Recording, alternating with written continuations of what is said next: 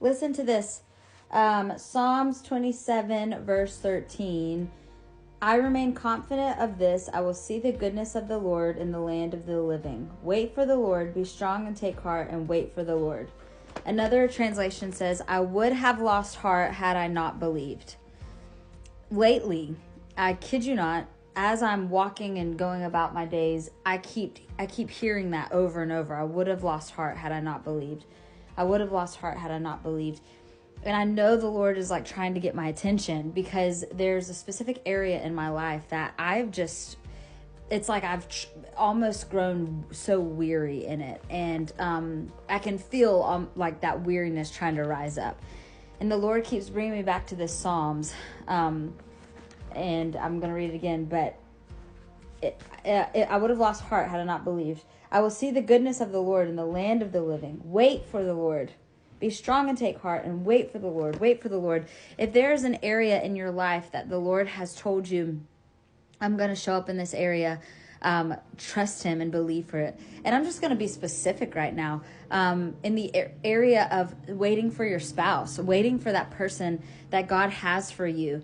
If you know who that person is, wait for that person. If you don't know who that person is and you just know that God has someone for you, wait for that person. Do not settle and don't fall into the temptation of kind of feeling that loneliness void, or don't fall into the temptation of being with someone that is not exactly what you've prayed for and you've interceded for.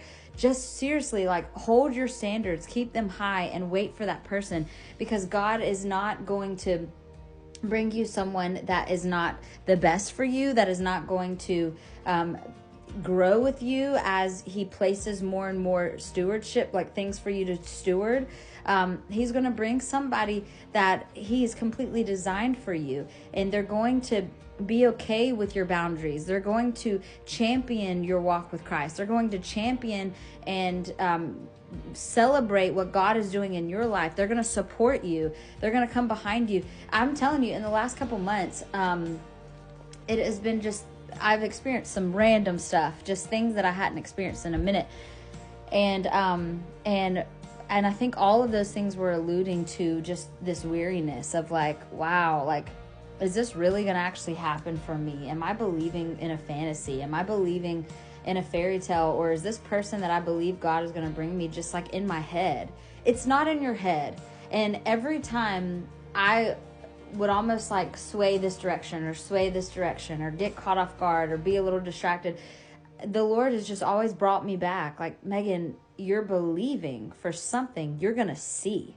This is not in vain. It is not just by happenstance. I'm not just out here reminding you and encouraging you for no reason. I'm reminding you and encouraging you because I'm in your future and I know what I'm bringing you. So I'm here to remind you on the other side of the screen that God has given you a promise and a purpose. And also, if you're the person that you don't know what's happening in your future, you don't have that promise, you don't feel secure in that, go to God. Seek the Lord about it. I'm telling you, when you pray and ask God to show you about that person he's bringing you, he will. I know so much about that person already. I've just got such a confidence of the type of individual he's bringing me. So because of that, I rest knowing that God is going to fulfill that. And I'm here to encourage you. Do not lose heart. Wait expectantly, wait patiently for him to fulfill that thing in your life.